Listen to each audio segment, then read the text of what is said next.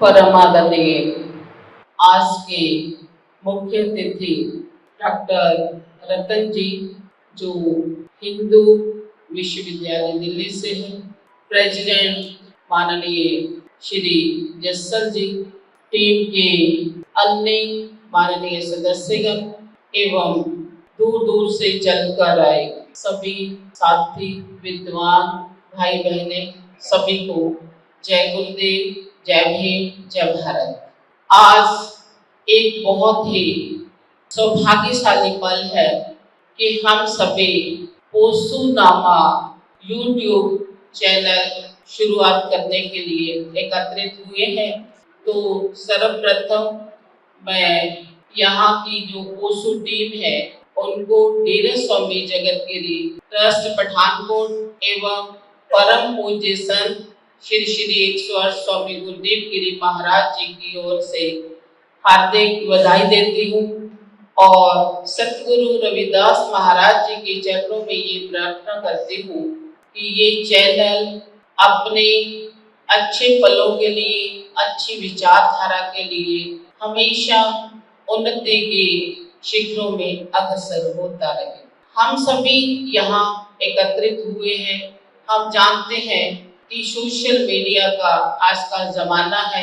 लोग टीवी कम देखते हैं और यूट्यूब चैनल ज्यादा देखते हैं। तो ये इस टीम की ओर से बहुत ही एक अच्छा प्रयास है।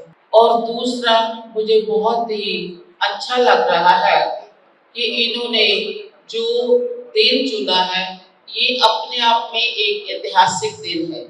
24 सितंबर आप सभी जानते होंगे कि बाबा साहब डॉक्टर भीमराव अंबेडकर जी ने पूना पैकेट पर हस्ताक्षर किए थे, जबकि बाबा साहब चाहते नहीं थे। लेकिन परिस्थितियों को देखना, परिस्थितियों को अपने समक्ष रखते हुए सही निर्णय करना एक अपने आप में बुद्धिमत्ता है। हालांकि महात्मा गांधी जी को डॉक्टर B.R. अम्बेडकर ने, मुझे लगता है, जीवन दान दिया। उनकी धर्मपत्नी कस्तूरबा बाई को उनका सुहाग वापस किया था, क्योंकि उस समय की मांग थी। और ये सारा कुछ देखते हुए बाबा साहब जी ने 24 सितंबर को इस जीवन दान देते हुए कुछ ऐसी शर्तें रखी थी जिनको मनवाया गया और उसी के कारण आज हम आजाद हैं। तो ये जो ऐतिहासिक दिन का चुनाव करना, ये अपने आप में मुझे लगता है कि इस टीम की और जस्सल साहब की दूरदर्शी सोच का एक प्रमाण है। मुझे पूरी उम्मीद है कि इसी तरह सोच से आने वाले दिनों को जानते हुए, पहचानते हुए, लोगों की आवाज को पहचानते हुए, लोगों की भावनाओं को देखते हुए, लोगों की एक सोच को देखते हुए उन पर ये यूट्यूब चैनल खरा उतरेगा। क्योंकि सोशल मीडिया जितना फायदा पहुंचाता है उतना कई बार हमें नुकसान भी देता है, यदि हम गलत शब्दों का प्रयोग करते हैं या इसका दुरुपयोग करते हैं। सोशल मीडिया पर बोलते समय हमें अपने शब्दों को संतुलित रखना पड़ता है, अपनी विचारधारा को संतुलित करना पड़ता है। सावधानियां बहुत जरूरी है और मुझे लगता है कि ऐसा कोई भी प्रयास नहीं किया जाएगा इस सोशल मीडिया के ऊपर, यूट्यूब चैनल के ऊपर, जिनसे किसी की भावनाओं को आहत किया जाएगा। डॉक्टर साहब भीमराव अंबेडकर जी ने बहुत कुछ सहन किया, सभी जानते हैं, हम सभी बुद्धिजीवी बैठे हैं यहाँ पे, लेकिन उन्होंने किसी का विरोध करने के बजाय अपने आप में उन जो विरोधाभास था उसको पावर में बदला, शक्ति में बदला। उनके बीच में इतनी शक्ति आई कि उन्होंने करके दिखाया। शब्दों के बजाय, अपशब्दों के बजाय जो व्यक्ति करके दिखाता है उसका किसी के साथ कोई तुलना नहीं की जा सकती। दूसरी बात, आज हम डॉक्टर भीमराव अंबेडकर जी के ऐतिहासिक पलों को याद कर रहे हैं। इनकी महानता, इनकी दूरदर्शिता और इनका ज्ञान, इसका लोहा पूरी दुनिया में माना जाता है। हमें इनसे शिक्षा लेनी है, प्रेरणा लेनी है। बाबा साहब का चित्र हमें उनकी चरित्र की याद दिलाता है और हम सबको बाबा साहब के जो किए हुए काम है उनका यदि थोड़ा सा भी ऋण चुकाना है तो हमें इस विचारधारा को घर घर पहुंचाना होगा। लेकिन साथ ही साथ मेरा विनम्र निवेदन है, क्योंकि मैं जिस संस्था के साथ जुड़ी हूँ और जिस संस्था के कारण आज यहाँ आपके समक्ष खड़ी हूँ, वह है सतगुरु रविदास महाराज जी की विचारधारा का एक बहुत ही महान डेरा स्वामी जगत गिरी पठानकोट। हम बचपन से यहाँ जुड़े हुए हैं सतगुरु रविदास महाराज जी की विचारधारा के साथ। और सतगुरु रविदास महाराज जी की विचारधारा एक ऐसी शक्ति है, ऐसी ऊर्जा है जो हमारे मकसद को कई गुना ज्यादा आगे लेकर जा सकती है। और मुझे बहुत अच्छा लगता यदि इसके साथ साथ सतगुरु रविदास महाराज जी की प्रतिमा भी होती तो मुझे लगता है कि सोने पर सुहागा हो सकता था। ये मेरे अपने विचार हैं, क्योंकि सतगुरु रविदास महाराज जी ने भी वो चीज कह दी जो डॉक्टर बी.आर. अम्बेडकर साहब ने कही थी, जिसको हम सुनकर उसकी अपने जीवन में अपनाने की कोशिश करते हैं। पढ़ो, जुड़ो और संघर्ष करो। सतगुरु रविदास महाराज जी ने आज से 150 साल पहले कह दिया था, माधो अविद्या हित कीन विवेक देव मिले। अगर हम विद्या प्राप्त नहीं करते तो हमारा विवेक रूपी दिया मैला हो जाता है। फिर उन्होंने पढ़ने की बात की और इसके साथ साथ उस समय जो संस्कृत का बोलबाला था, हमारे समाज के लोग संस्कृत नहीं समझ पाते थे, तो उस संस्कृत भाषा के से छुटकारा दिलवाने के लिए उन्होंने गुरुमुखी लिपि का निर्माण किया और ये एक बहुत बड़ा कार्य था।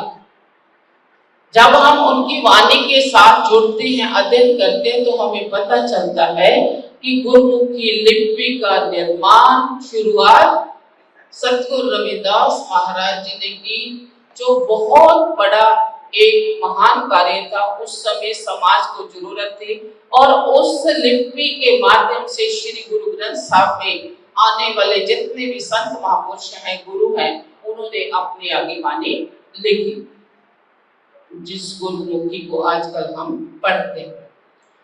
और उसी लिपि के बाद पढ़ने की बात कह दी, जो बाबा साहब डॉक्टर भीमराव अंबेडकर जी ने हमें कहा कि पढ़ना बहुत जरूरी है। फिर दूसरी बात हम करते हैं जुड़ने की, तो सतगुरु रविदास महाराज जी ने मधुमक्खियों की तरह जुड़ने के लिए हमें कहा, संगठित होने के लिए कह दिया। उन्होंने कहा कि जैसे मधुमक्खियां इकट्ठी रहती हैं, इकट्ठा होकर कार्य करती है और वो कार्य इकट्ठा होकर साथ में परमार्थ करती है, शहद बनाती है, लेकिन वो शहद खुद नहीं खाती, वो समाज लोगों के लिए होता है। इसी तरह हमें इकट्ठे होना है और किसके लिए कार्य करना है? समाज के लिए। अपने लिए तो कोई भी करता है, लेकिन परमार्थ का कार्य करने के लिए हमें सतगुरु रविदास महाराज जी ने प्रेरित किया। यदि हम उनकी वाणी पढ़ेंगे तो हम ये भली बात समझ जाएंगे कि उन्होंने हमें मधुमक्खियों की तरह ही रहने के लिए क्यों कह दिया। इसके अतिरिक्त जो मधुमक्खियां हैं वो अच्छे फूलों के ऊपर बैठती हैं, कभी भी कड़वे फूलों के ऊपर नहीं बैठती। यदि कहीं से कोई फूल नहीं मिलता तो वो दूर दूर से अच्छे खुशबू वाले फूलों को बैठकर वहां का रस चूस कर शहद बनाती है। और ये इस बात का प्रमाण है कि हमें अच्छी संगत करनी चाहिए, अच्छे लोगों का संग करना चाहिए और अच्छा लोग कहीं से भी मिले उनको अपने साथ में ले लेना चाहिए, अपनी संगति में ले लेना चाहिए। अर्थात संगठित होने के लिए भी गुरु रविदास जी ने कहा था।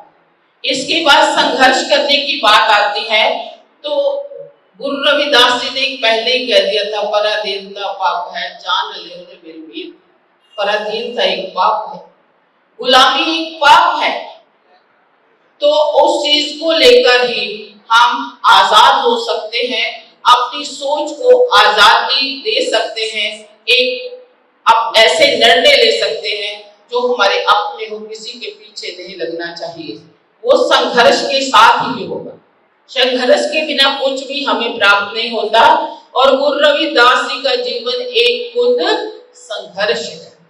उस समय जब उनका साथी कोई नहीं, उस समय जब धर्म के ठेकेदार कोई आवाज उठाने भी नहीं देते थे, उस समय सतगुरु रविदास महाराज जी ने भरी सभा में कह दिया था, नागर जना मेरी जात विख्यात तुम्हारन। उस समय अपनी जाति को विख्यात बताना, आप सोचो 650 साल पहले, आज भी हम अपनी जाति को छिपाने की अलग कोशिश करते हैं। तो मेरे कहने का भाव ये है कि सतगुरु रविदास महाराज जी ने जो बाबा साहब डॉक्टर भीमराव अंबेडकर जी ने विचारधारा ली, उस पर गुरु जी का प्रभाव है, प्रत्यक्ष और अप्रत्यक्ष रूप। हम कई बार जाने अनजाने गलती कर बैठते हैं कि डॉक्टर भीमराव अंबेडकर जी बोधी बने और हम बोधी बनने जा रहे हैं। अगर डॉक्टर भीमराव अंबेडकर जी को गुरु रविदास महाराज जी का आज जैसा मंच मिलता, आज जैसी जगह मिलती, आज जैसे संत मिलते, तो कभी भी बुद्ध धर्म ग्रहण नहीं करते। उनके पास ऑप्शन नहीं थे। इसलिए गुरु सभी को मेरा निवेदन है कि डॉक्टर भीमराव अंबेडकर और सतगुरु रविदास महाराज जी की विचारधारा एक है। ये बात अलग है कि उन्होंने धार्मिकता का सहारा लेकर समाज को समझाया, समाज को आगे लेकर गए, और डॉक्टर भीमराव अंबेडकर जी ने उसे संवैधानिक रूप दिया। ये दोनों अपने आप में एक महान हस्तियां हैं और इन दोनों की विचारधारा आज समाज को जगा सकती है, हिला सकती है। आज का जो मीडिया है, इसका प्रमाण गुरु रविदास जी और डॉक्टर भीमराव अंबेडकर की सोच है, जिन्होंने हमें अपने आजादी के ढंग से रहने का एक माहौल दिया, प्रेरणा दी। जब हम उनको पढ़ते हैं, सुनते हैं, उनके विचार देखते हैं, तो तभी हम अपने गुरु घर बनाते हैं, अपने मीडिया चैनल चलते हैं। और जो लोग गुरु रविदास महाराज जी की विचारधारा के साथ जुड़े गए हैं, वो स्वर्ग बन गए हैं। उनके अपने चैनल हैं, उनके अपने सारा कुछ मीडिया है, काशी टीवी है, दूर दूर तक दूसरे देशों विदेशों में उनका बोलबाला है। तो अभी जैसे बच्ची ने शब्द गाया है, बहुत अच्छा लगा मुझे। इनकी शुरुआत सतगुरु रविदास महाराज जी के शब्द के साथ हुई। और आप सभी जानते हैं कि जो सतनाम शब्द है, जिसका हम प्रचार प्रसार सुनते हैं, आए दिन सब धार्मिक आधारों के माध्यम से सतनाम शब्द का प्रयोग सुनते हैं, उसकी शुरुआत सतगुरु रविदास महाराज जी ने की। सबसे पहले उनकी वाणी में सतनाम शब्द आया है और उस सतनाम शब्द को लेकर आगे वाले जितने भी संत परंपराएं हैं, उन्होंने अपने जीवन में, अपनी वाणी में उसे अपनाया है। तो आज भी सतगुरु रविदास महाराज जी की जो वाणी है प्रासंगिक है। मैं ये कहना चाह रही हूँ कि अगर ये सामाजिक जागरूकता को धार्मिकता के साथ जोड़ दिया जाए, तो हमारा ये काम जो लोगों को जगाने का, ये आसान हो सकता है। धार्मिकता से क्या होता है, स्पिरिचुअलिटी से क्या होता है कि हमें जीने का ढंग आ जाता है, हमारी सोच बदल जाती है।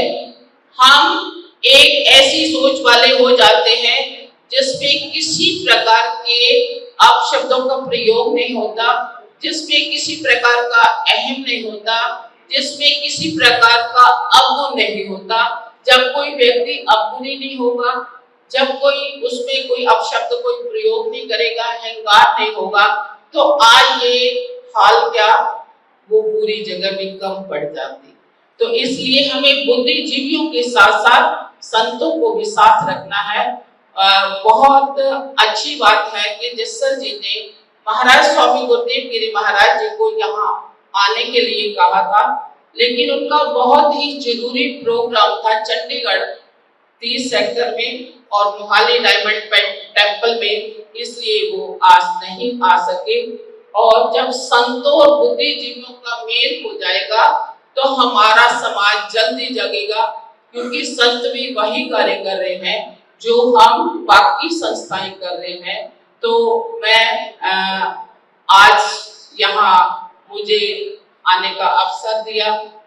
मैं ऐसा कोई प्रवक्ता नहीं हूँ, मेरे में कोई गुण नहीं है, लेकिन क्योंकि गुरु रविदास महाराज जी की विचारधारा के साथ जुड़कर एक सेवादार के रूप में कार्य कर रहे हैं स्वामी गुरुदेव गिरी महाराज जी की रहनुमाई में, जिसके कारण यहाँ मुझे शायद अवसर मिला है।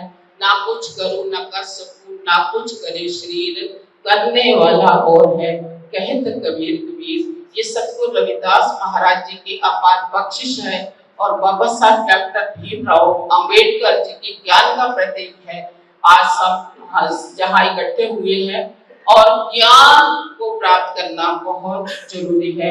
एक बार पुनः इस पोषु टीम को हमारी ओर से, हमारी सभा सोसाइटी की ओर से, महाराज जी की ओर से हार्दिक बधाई और मैं धन्यवाद ज्ञापित करती हूँ कि आपने मुझ जैसे निमानी को यहाँ आने का मान बख्शा है। सभी को जय गुरुदेव, जय भीम, जय भारत।